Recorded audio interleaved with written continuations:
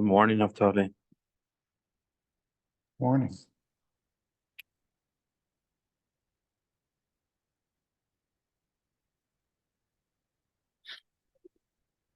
Are you in the shul? Yes, Oh, yeah, I'm about to go upstairs now. okay. I didn't recognize okay. Enjoy your coffee. Huh? Enjoy your coffee. Oh, thank you.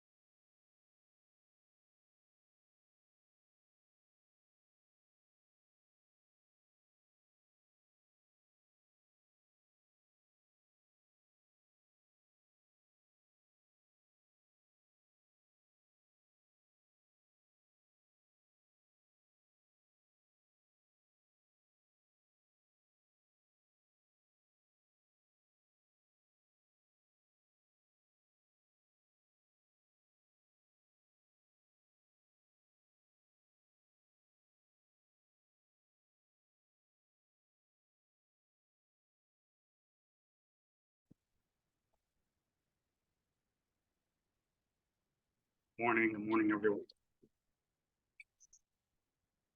Good morning, Yonatan. Happy Tuesday. Can't see anything. Thank you. You're frozen. Oh, frozen. 1 second. That's all right. We can hear you. Is that better? Maybe.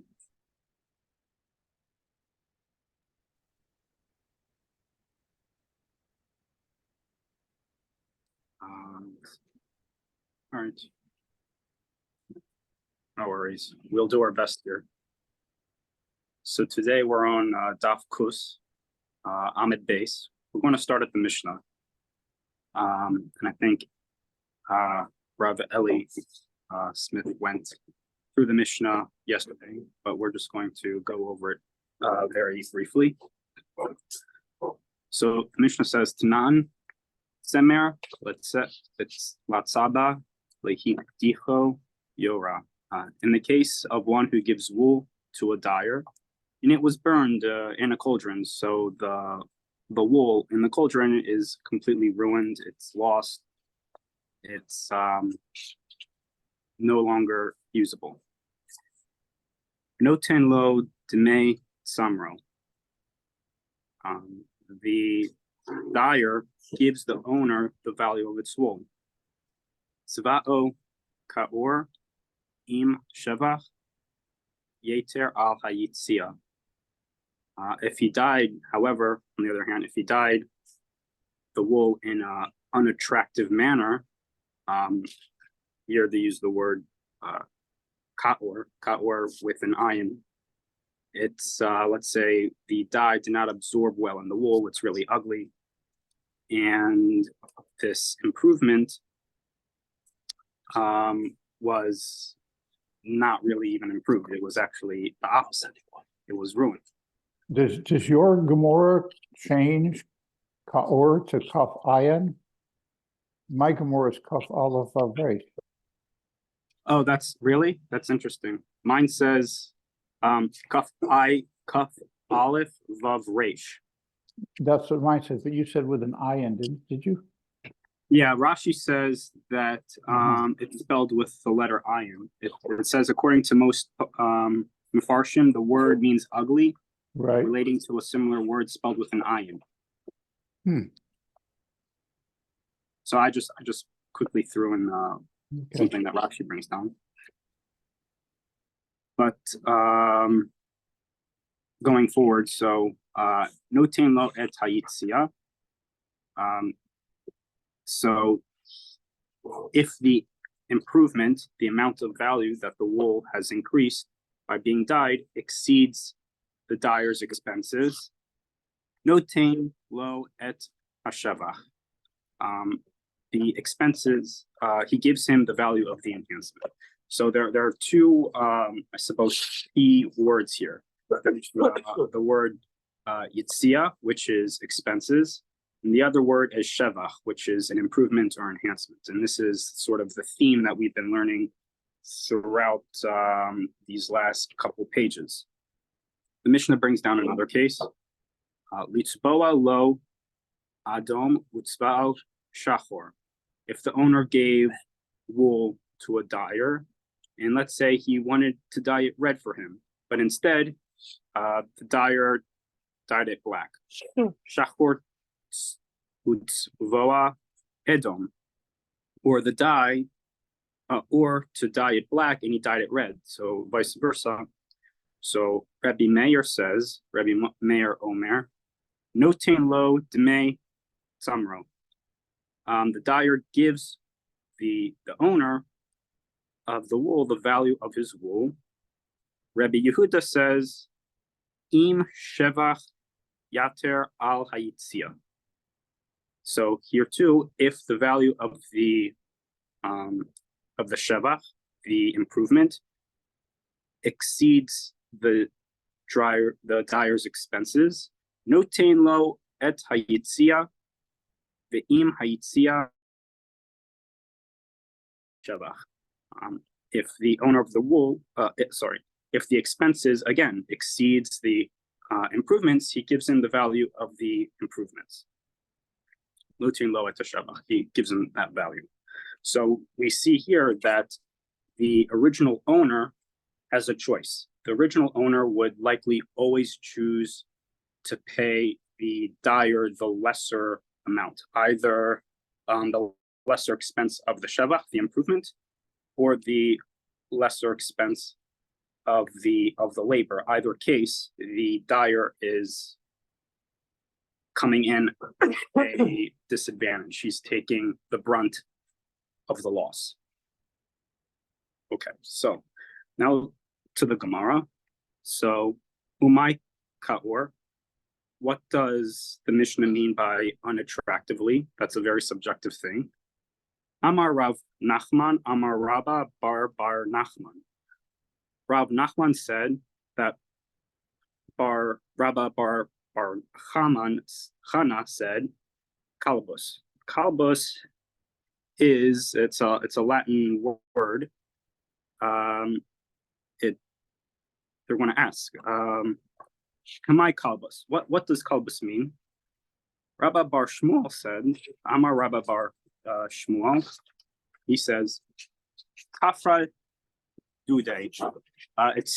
So kafra is the sediments of dye in the cauldron, and we know that, well, some of us know that usually the sediment in the bottom of any keli is usually the lowest quality, sort of like sediment in wine or the such.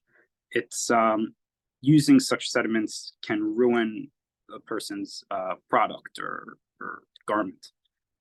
So over here, the dyer took the dye remaining in the cauldron, that sediment, and used that dye, leading to a decrease in value. Okay. Tana Rabbanan, the sages taught, Hanotain eitzim lecharesh la'asot mahen kisei la'asa mahen safsal. With someone who gives wood to a carpenter, the raw materials, and he wanted the merchant to or the craftsman to fashion a chair for him, and instead he fashioned so vasa mahan kisei, and instead of making a chair, he fashioned for him a chair. Instead of making a chair, he fashioned a bench instead. Rabbi Meir Omer. Rabbi Meir says, so he's making something that he didn't even ask for. Maybe there was a miscommunication or something. So Rabbi Meir Omer, Rabbi Meir says, Notain lo demei eitzav. The carpenter or the craftsman gives him the value of his wood. Rabbi Yehuda Omer, so he keeps the chair. So the craftsman keeps the chair that he acquired due to the change, and gives the original owner the value of that of the raw material. Rabbi Yehuda Omer, Rabbi Yehuda says, Im hashevach yater al hayitzia. He does not require the item. Rather, if the value of the wood's improvement exceeds the carpenter expense, notain lo et hayitzia, ve'im hayitzia yoter. Notain lo et hayitzia. The owner gives the carpenter the expenses. Ve'im hayitzia yotera al hashevach. And if the expenses exceeds the enhancements or the improvements, notain lo et hashevach. He gives them the value of those improvements. So again, that's like what we were referring to in the Mishnah. The original owner can pick and choose the lesser value. He's always going to choose the lesser expense. So the merchant loses out. Okay, so that's two different opinions. Okay, so Odome Rabbi Meir. So the Barisa continues. Rabbi Meir agrees. Im natan eitzim lecharash la'asot mahen kisei na'e ve'asa mahen kisei kaor. If he gave wood to the carpenter to create a very beautiful chair from it, and instead he did a very poor job, he made it ugly. They say beauty's in the eye of the beholder, but in this case it's objective. It's objectively ugly. Kisei kaor is, again, like we were saying back in the Mishnah, it's that word again, which means unattractive. Safsal na'e ba'asa safsal kaor. And a beautiful from it, or to fashion a beautiful bench from it, and he fashioned an ugly bench. Im hashevach yeter al hayitzia. Yitzia again is expenses. If the wood's improvements exceeds the carpenter's expenses, notain lo demei hayitzia. The owner gives the carpenter the value of the expenses. Ve'im hayitzia yitera al hashevach. And if the expenses exceeds the improvements, notain lo demei hashevach. Shevach again, is improvements. And if the expenses exceeds the enhancements, he gives him the value of the improvements or enhancements. Notain lo demei hashevach. And this is because the carpenter did not deviate significantly from the customer's instructions. So Rabbi Meir agrees that the carpenter does not acquire the item due to the change, but he does have to give the owner the value of which the enhancements were put into the item. Okay, so ibaya lehu yesh shevach samanin al ha-tzemer. Okay, so we're going to go back into wool again.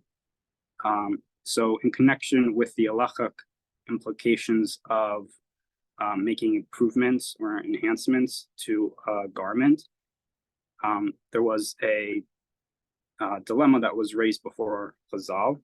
O ein shevach samanin al hatzemer. Okay. So the halacha is that the enhancements which the dye provides to the wool, it's that's substantive. So the halacha of an improvement which the dye provides to the wool, or is, so there's two opinions, is using dye to change the wool, is that substantive or not? The Gemara asks, what is the circumstances? Ilema, digzal, samanin, yidakinui. If we say that the dilemma appears when one is robbed, utranhu bitsave bahen, that's when a robber robbed the pigments. Tepok le nishum dekaninu ishinui, and soak them up with water. So the robber took the pigments, ground them up, soaking them in water, and then dyed with them. And then the halacha is derived that the robber acquired the pigments and changed the form. So he took the pigments and changed it into dye. So he changed the form. So what's the halacha? Lo sricha. The Gemara answers, it's not necessary. There's no dilemma here. Digzal samanin yishurin utzva lehu mai. In the case where one robbed another of pigments and had already soaked them in water, so the pigments are gone, so to speak. They have now been changed to dye and dyed wool with them. So what happens? What's the halacha? Yesh shevach samanin al gabay tzemer. Damar le is the enhancement or improvement which the dye provides to the wool substantive? Meaning, is that a separate entity? Is the dye a separate entity from the wool itself? Can it be separated? Li samanye dishkaltenu o dilma ein shavach samanin al gabay atzemer. So is it a separate entity, or can the owner say to the robber, give me back the dyes you took? Because remember, the pigments was changed to dye and was applied to wool, or perhaps these improvements which the dye provides to the wool is not substantive, or in other words, it can't be separated because it's one with the wool. So that the robber can say to the owner, leit lech gabay vela midei. I have nothing of yours, since the dyes are no longer existing anymore. They're no longer considered existent. Okay. Amri. The sages say, Ve'ein shavach samanin al gabay tzemer. So Chazal says, and even if the enhancements or improvements which dye provides to the wool is not substantive, mit tzemer amar le leit lach gabay vilad midei. Can the robber really say to him, I have nothing of yours? Question mark. Ne'male, let us say to him, Havli samane da'af sad tineu. Give me my dyes that you have caused to be lost. So even if the dyes are no longer around anymore, they're no longer considered existent because they are part of the wool, the owner is still entitled to the monetary value that the robber used. So, ela lahach gisa, rather to that other side of the question. So let's turn it around.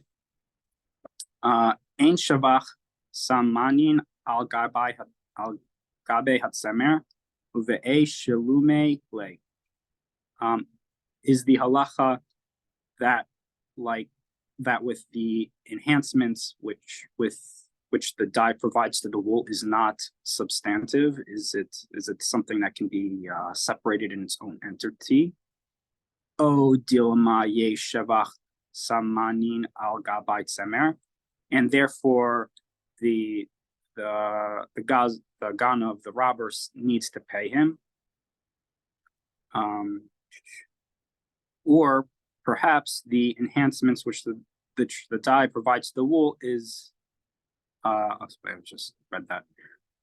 Or is the dye absorbed into the wool? So we're trying to see, is the dye really a separate entity, or is it lumped together with the wool?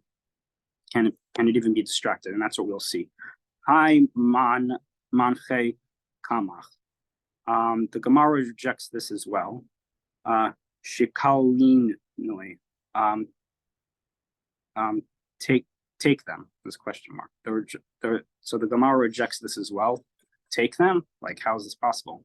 Shikalenu b'mai shikleya b'tzafon. With what should he take the dyes with? Like, how should he take the dyes out? With soap and water and all this? Like, how can you extract the dye from the wool? Tzafon avore me'eved hasheva la avid. While the soap does remove the dye from the wool, it does not return the dye back to the victim. Meaning, like, you take, let's say you have like a nice suit jacket or a kapata, and someone colored it with magic marker, and you throw it in the wash. Yeah, sometimes you can get the magic marker out, but you lose that pigment. Elahachi b'mei askinan. So the Gemara brings down another scenario. And so what are we dealing with here? So it's going to bring down a scenario to kind of flesh out this. Kigon digzal tzemer bisamanin dachad. So we're dealing with the case where he robbed one person of wool and dyes. Utzva'e lehahu tzemer behanach. And the dyer of that wool with those dyes, and he dyed the wool with those dyes. And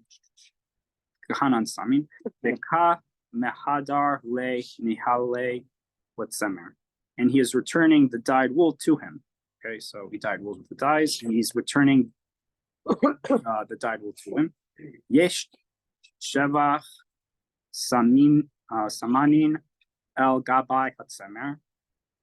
So the dilemma is, what's the halacha is that the improvements to the dye provides to the wool is substantive, and is he therefore returning both the dye and wool to him? Bikach mahader le samin nitzemer o dilma, or perhaps ein shevach samanin al gabai tzemer, or perhaps the improvements or enhancements which the dye provides to the wool is not substantive, and tzemer mahadar le samin le mahadar le, or is he not returning the dye to him? I'm not sure. Maybe I read the same sentence twice, but I'm trying to kind of line up the Hebrew and English together. So what's the nikuda here? So the Gemara rejects the understanding of this application and dilemma.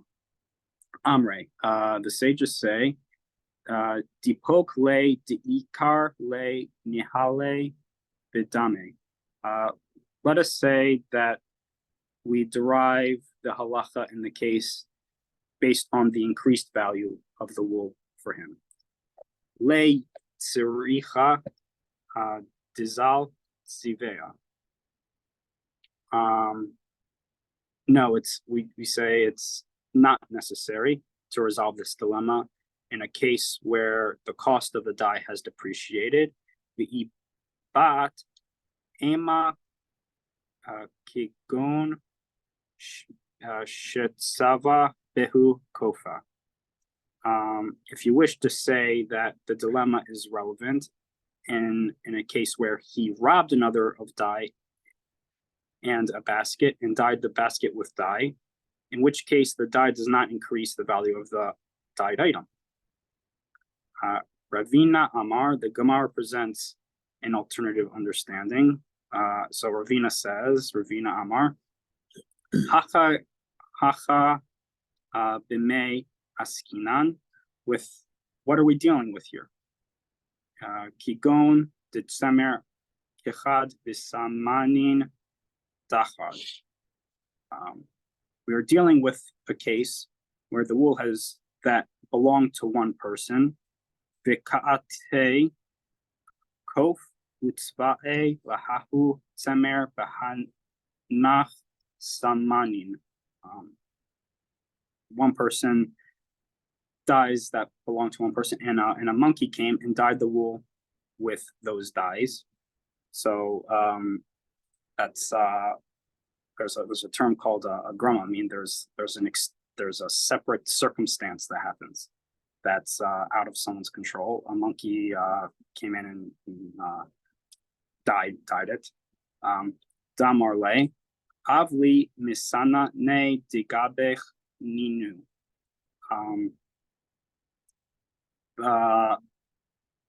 Enhancements or improvements which the dye provides to the wool is substantive, so that the owner of the dye can say to the owner of the wool, "O dilma ein shavach saminin al gabay tzamer."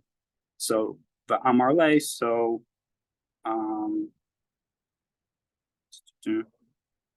he could say to him, late lach gabe kulam. There is nothing of yours with me. He is exempt from all liability because the dyers are no longer existing. Tashma. Let's come in here. Beged shetzveo biklipe arla. Let's say a garment is dyed from peels of orla, right? So orla is food which cannot be eaten or benefited from. Yidalek alma chizuta milta hi. So that garment that was fashioned from orla must be burned. It is prohibited to fry benefit. Okay. So apparently those enhancement, quote unquote, items, its appearance is considered a significant matter. So just the fact of having something that was extracted with orla, even just looking at it is deriving benefit. That's what it seems to say here. It says the item's appearance. So, which is interesting. So they have to burn. Amar Rava, Rava said, Hana'a v'hanir la'elim la'einayim asra Torah. So Rava said that it's a Torah prohibition to benefit that is visible to the eye. That is, as is taught in a Baraisa, so it's going to bring down a pasuk. Harelim lo ye'echol, and shall have planted all manner of trees for food, and you shall count the fruit thereof is forbidden 3 years. That's not the actual quote, but I'm just reading the context of it. So it's forbidden, araylim, to you, should not be eaten. Okay, ein li ela isur achila, as forbid, it shall not be eaten. From this verse, I have derived only a prohibition against eating it. Min nain shelo heina mimenu. For where is it derived that one may not derive benefit from it? Vilo yitzba bo, vilo yitzlik bo et haner, and one may not dye with dyes extracted from fruit, and that one may not light a lamp with oil extracted from the fruit. So oftentimes, like these, you can get oil from some of these substances. So that's another way of benefiting. So that's something else that would be asur.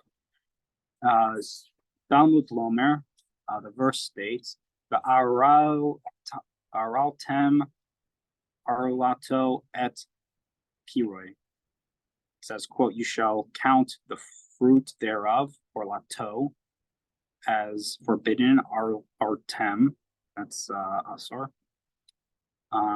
Arelim lo yaechol. What's that?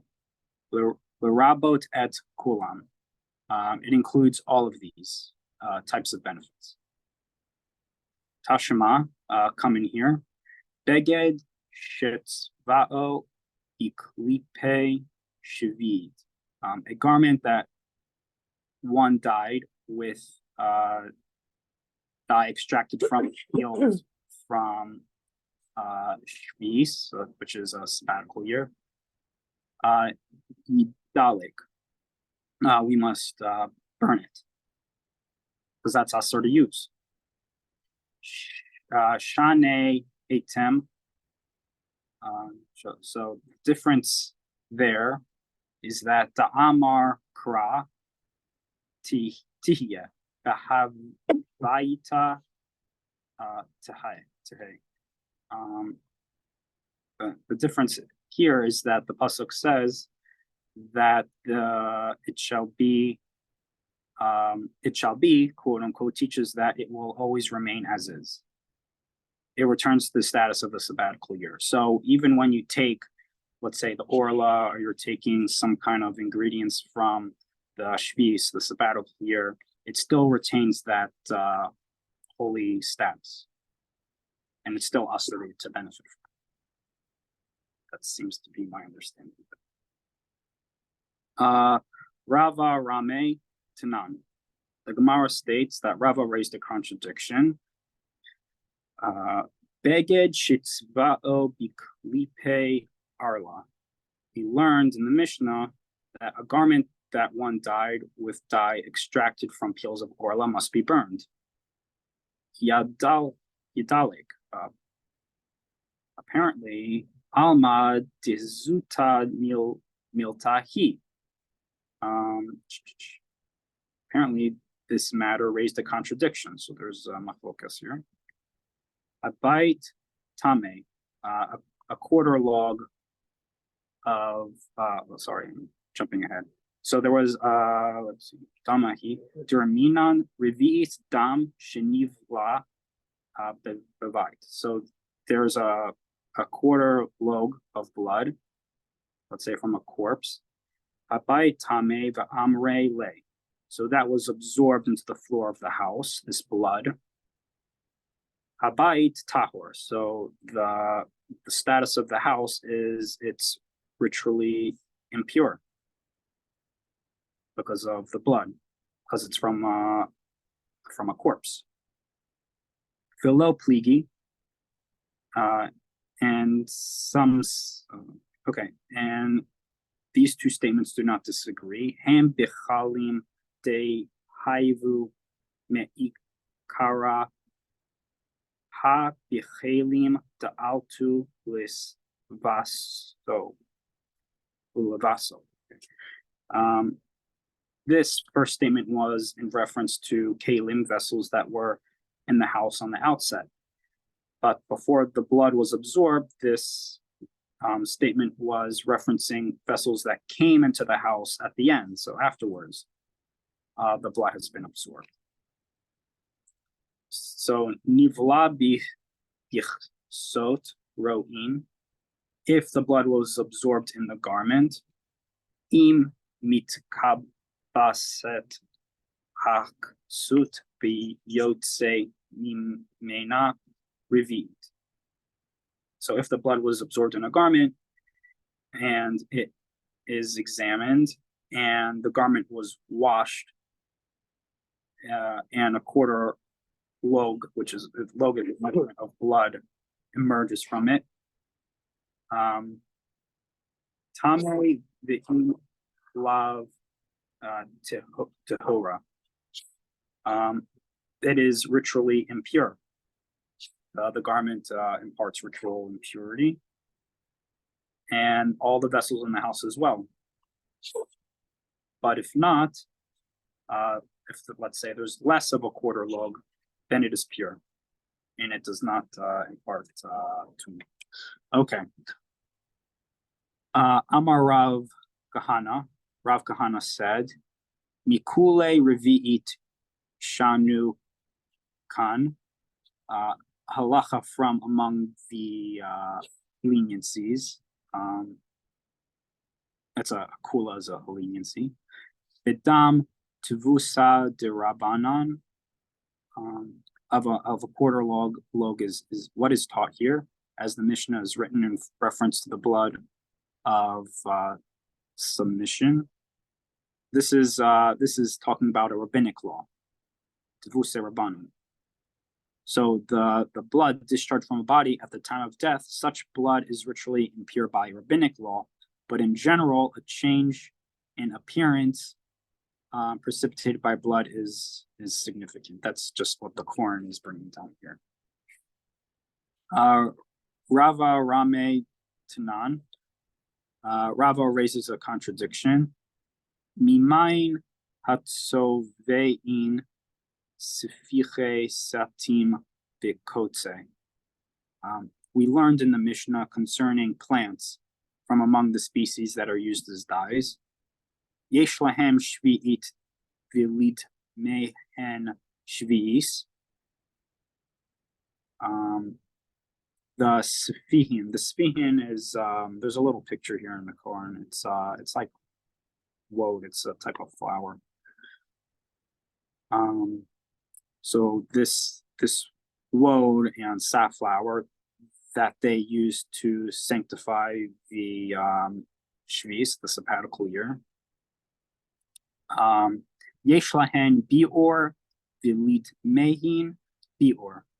The money exchanged from them has sanctity of the sabbatical year.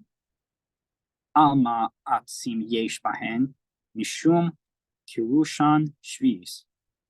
They are subject to the halacha of eradication, destroying them. And the money exchanged for them is subject to the halacha of that. So apparently wood, okay, so yesh bahen mishum kidushat shvit.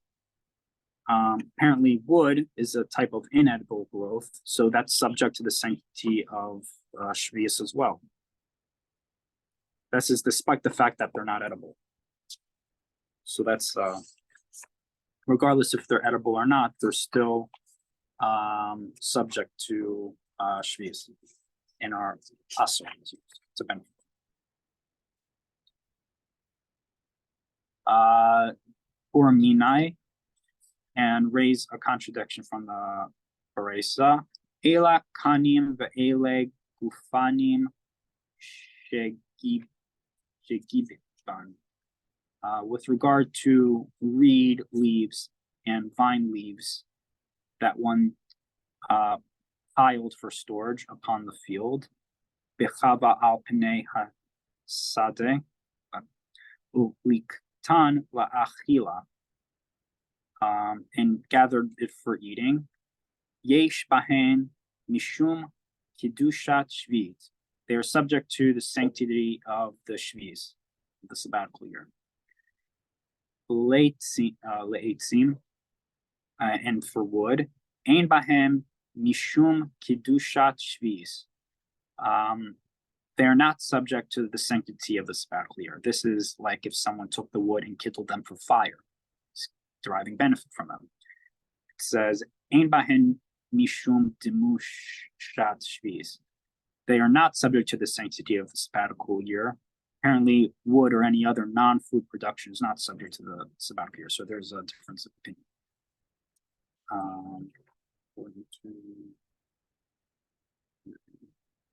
Rava. Okay. Umshne amar kara. Rava answers the contradiction, as the verse states. Va'achla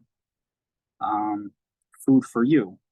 This produce of the land shall be food for you. That's from a pasuk.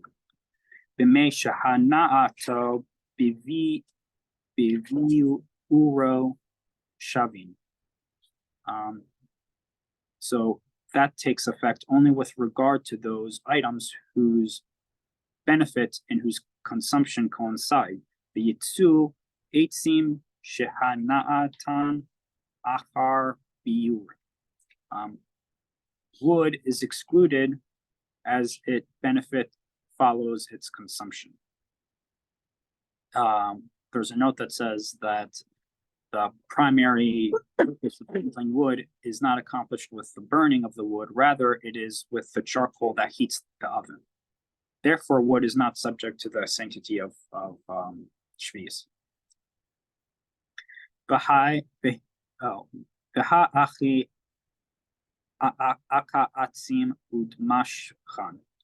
But isn't there wood that provides heat? Dehana'atan uvi uran shavin, whose benefit coincides with its consumption. One person enjoys the warmth provided by the fire while the wood is consumed. So you see here that when someone derives benefit from something, oftentimes the object gets consumed. Like when you eat like a nice meal, you're eating the food and you're benefiting. Same here with regards to wood. When you use it for coal or for a fire, you're consuming that wood and you're deriving benefit. So Amar Rava said, Stam eitzim lahasaka hein omti.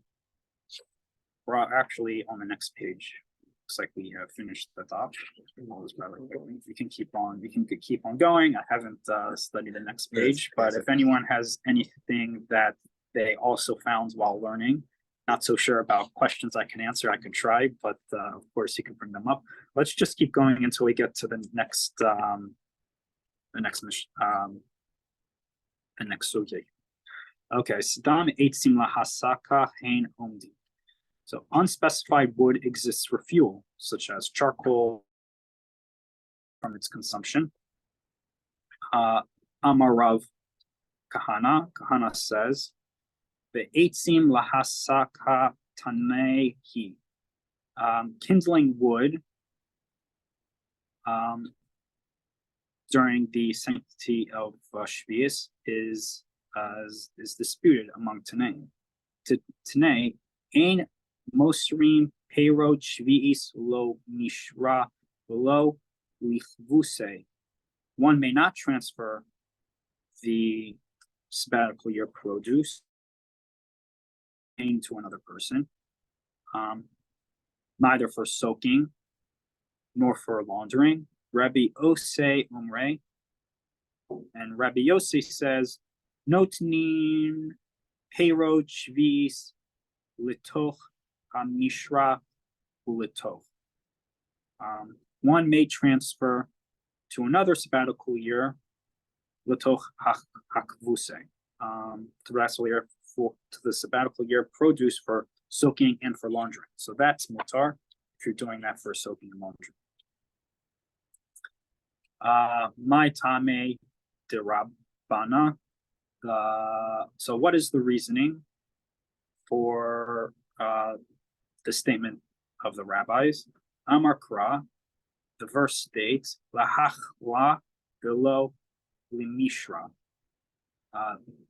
that it's food for you, like we were before in the pasuk. It's for food. It's used for food.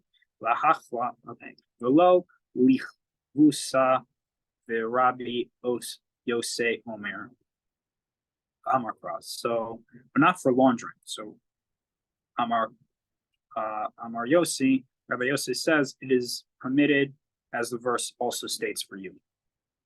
Lachem, that's what lachem is. It's for you. Chol tzrachechem, for all your needs. V'Rabbanan dmei achtiv lachem, and according to the rabbis as well, Dumye di la'achla, isn't it written for you? That's like how do they explain this term? It's like deriving benefit. B'mei shehana'ato b'vi uro shavi. With regards to those items whose benefit and whose consumption coincide, Yitzuam Mishra Uchvusa Shahana'atan Achar Biyu Uran, which includes soaking and laundering, where the items benefit their consumption. So what is the status of that? The Gemara asks, the Rabbin Yosei Mine Hachitiv. And according to Rabbi Yosei as well, isn't it written for food? La'achala, Amar lach, hahu mibai le lechid tanya ditanya la'achla. Below milugma. That isn't the term necessary for that which is, as it's taught in the pasuk for food, the achla, but not for a it says melogema. It says haltis. I've never even heard the word haltis. Rashi interprets melogma as haltis. It's a soft, moist mass of cloth. I think it has like herbal properties, medicinal too. Ata Omer. So is that considered food? It doesn't apply to that. Can we say for food, but not for poultice? Or perhaps only for food, but not for laundry? So we're trying to see some specifics here. It was used like for mouthwash. Right, yeah. Hillel says it was used for mouthwash. This is, according to the Quran.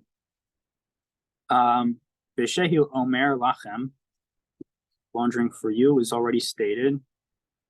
Hare kivusa amor, hama ani mikayim la'achla. How do I realize the meaning of which the verse states for food? It is for food, but not for a poultice. It's not for something that's not considered used for eating. It's not for food. So my re'ita l'rabot hachvusa ulahotzi et hamalugma. What did you see that led you to include the use of the shvis produce for laundering and to exclude the use of shvis for poultice? That's melogma. That's poultice. I try not to remember that. Meraba ani et hak vusa sheshava bechol adam. I include, so he says that I include the use for laundering, which applies equally to every person, as everyone needs to clean clothes. Umotzi ani et hamlogma she'ano sheva bechol adam. And I include the use of poultice, which does not apply equally to every person, as it is only for the ill and wounded. So some people may need it, some not so much. It doesn't apply to every person. Okay. Keman azla ha ditanya. In accordance with whose opinion is that which is taught? Le'achla, right? That's the quote from the pasuk for food. V'lo limlogma de'achla, but not for poultice, for food. V'lo aziluf le'achla, but not for sprinkling wine in one's house, for instance, to provide a pleasant fragrance. I guess some people did that. Or to make an emetic apik zevtsin. La sot mime apik tivisan. Try saying that twice as fast. La pik tavzin. Okay. So that's another way of deriving benefit that's not from eating food, for an aromatic fragrance. Kirabi Yosi Da'ai Kirabanan Echad Dami Mishra Uchvosa. in accordance with the opinion of Rabbi Yossi, as if it were in accordance of the Rebbeim, is there also not soaking and laundering as well that should be excluded from the Brisa? That the rabbis says can be used during Shvius. And it kind of leaves it with a question mark. So from here, I guess we'll continue tomorrow. Bezrat Hashem, and I'm not quite sure who's going to take over tomorrow. I think Ellie might be coming late, so we might post something later. But we'll try and keep it close on the chat. So let's take it over here. Thank you very much. Jonathan, great thank job. you. Thank you very much. Yeah, thank you. Thank Good day. you. Thank you so much. Have a Have a great good day. day. Yeah. Thank you very much. Thank you.